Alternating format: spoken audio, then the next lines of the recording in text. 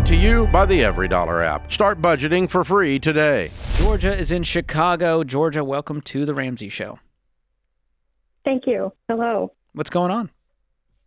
I bought a car the end of July, and I was lied to about the price of the car. It was from someone that I go to church with, and I signed the contract without looking at it because I trusted this man, and now I can't afford this car. Okay, tell me more. What do you mean you were lied to about the cost? So they said it was a certain price, and you paid that price? Yes, they told me on the phone it was $25,000. Okay. I had gone to take a trip 2 days after I bought it to North Carolina. There was some issues with the car, and out of frustration, I was looking at the paperwork I got from the sales and noticed that they had charged me $7,000 more for the car than what I was told. Okay, I'm so confused as to how you walked out of there having paid $32,000. That wasn't a red flag to you? Like it came out, how did you pay for the car?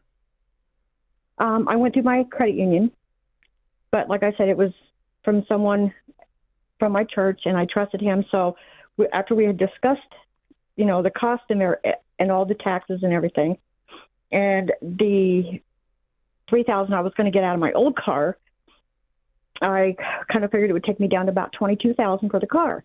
So after discussing all this with him and signed a contract without reading it, because again, I trusted this man.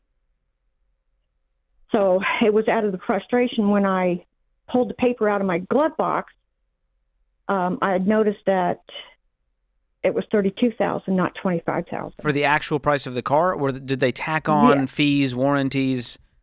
No, what made that it was 32? the actual price. What did he say when you called him? He told me that they had two other Ford Escapes on the lot and probably just got it mixed up. So what are they going to do to make it right? They ain't going to do nothing. I've contacted multiple. I bet you I have called 30 lawyers. And because I signed that contract... No, this has nothing to do with lawyers. This has to do with, have you gone up to meet in person with management, not angry and not enraged, but say, hey, this salesman is a friend of mine. He told me this number.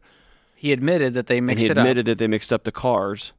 I want the car that I had discussed with the salesman because y'all switched the cars on me. Yes, I did, and they still refuse to do anything about it. Even if the salesman would have told the manager that he told me that, they still refuse to do anything about it. Okay. And you've talked to attorneys and they say sorry? Yes. Okay. So if you have a legal professional telling you their ethical duty is to not take your money because you don't have a case, that means you don't have a case. And sometimes they'll tell you, we don't know that you have a case, but we think we can win this. Let's figure something out. And what they've all told you is, honey, we're not going to take your money. It would be unethical for us to take your money. What does that mean? You found yourself in a quandary. And so I want you to do me a favor, okay? As hard as this is going to be, I want you for a while to forget about that man that you said you trusted, because that doesn't factor into the situation that you found yourself in now. Okay? Did he do you wrong? Yes. Did he lie? Yes. Did he not protect you? Whatever. But you said the words, I kind of figured, and then I signed a contract. And that is you as an adult have to say, I also signed a contract without looking at the final numbers. I did take his word, but I didn't do my due diligence also. And here I sit with this thing, and now I got to figure out what to do. Is that cool? Because here's what you're doing. That anger and that rage that you have, however justified and right it is, he's off doing his thing.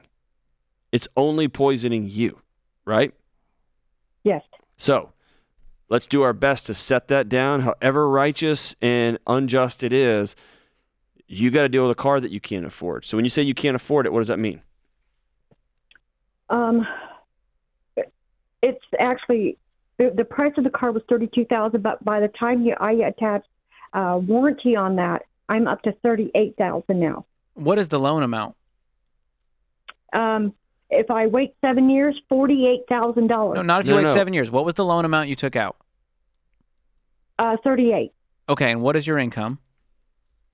It's $3,100 a month. Okay. And what is the car worth today? I'm going to guess around $25,000. Okay. Here's the deal. You bought too much car anyways, even if it was $25,000. And so here's what you can do. You could probably get rid of that warranty and they can refund you for that. You can leave Yelp reviews. You can call the local news and get them to do a story. But at the end of the day, you got to realize, I got to pay a stupid tax. I played a giant role in this conundrum. And you might have to sell it and eat the cost of that and come up with the difference to get rid of this loan and get a reasonable car. But you sure learned your lesson. You're always going to read the fine print of every single thing you sign for the rest of your life. And I'm sorry that you had to learn it a hard way.